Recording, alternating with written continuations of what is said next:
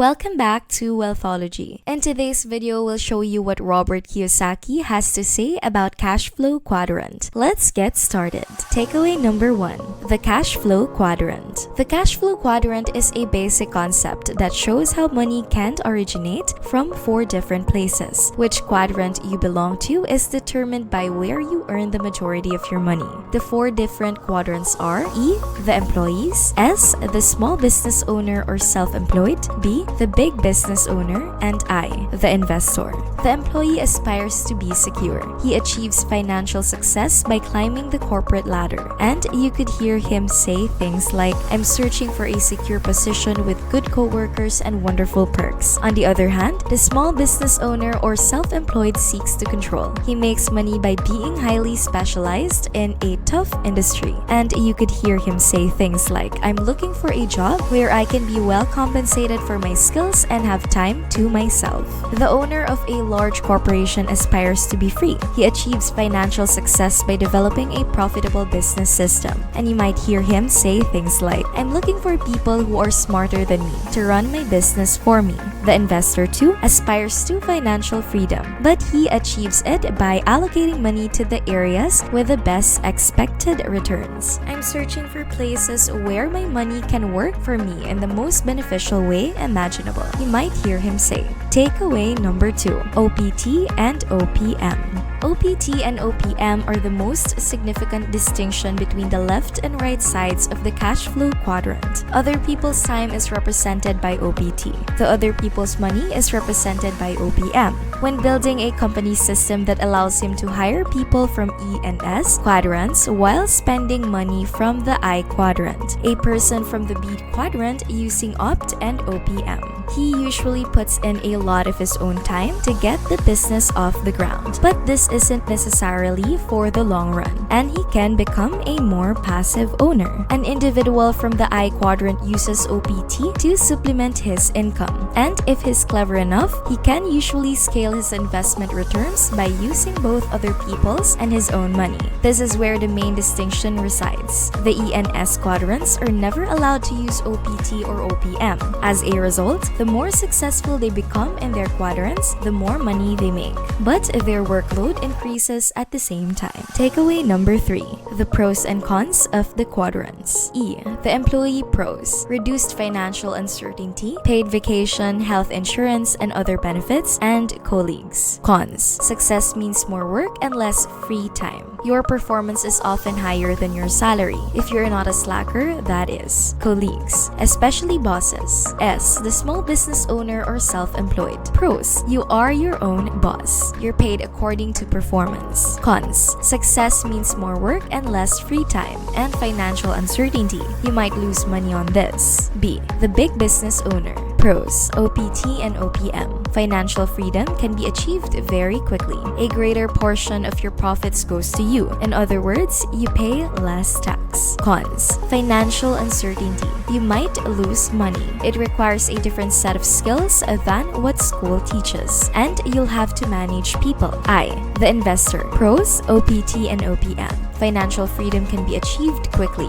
A greater portion of your profits goes to you. In other words, less tax, and it can be passive. Cons. Financial uncertainty. You might lose money. Takeaway number 4. Breaking the addition, moving to the right side.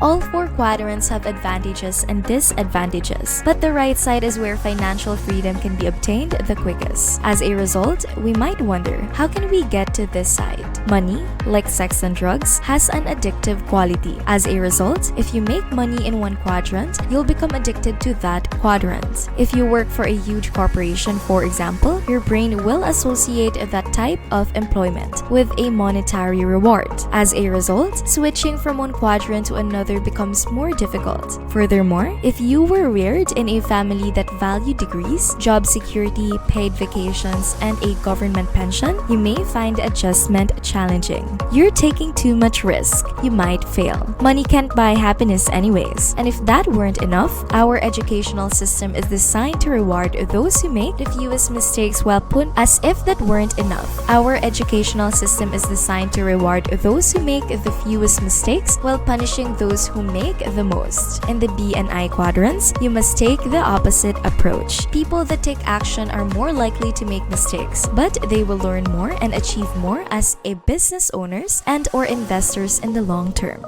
Before inventing the electric light bulb, Thomas Edison was chastised for making 1,014 blunders. He responded, "I did not fail 1,014 times. I successfully found out what did not work 1,014 times." The adjustment will not be simple, but surrounding oneself with people who have already taken the journey and learning from those who are already successful in the B and I quadrants is a terrific place to start. Takeaway number 5, the 5 levels of investors. There are 5 different levels of investors according to Robert Kiyosaki. Starting at the bottom, there are number 1, the zero financial intelligence level. At this level, there are those who have no money to invest. Their monthly spending exceeds their income, frequently because they fail to pay themselves first, which is the most basic wealth building approach presented in the book The Richest Man in Babylon. Number 2, the savers are losers level. Putting your hard-earned money beneath your mattress or in a low-interest bank account will put you in the top half of the financial class. However, this does not imply that it is a sound personal finance strategy. Why? Inflation is to blame. For example, the value of the Swedish crown fell by 69% between 1980s and 2017. I'm too busy level.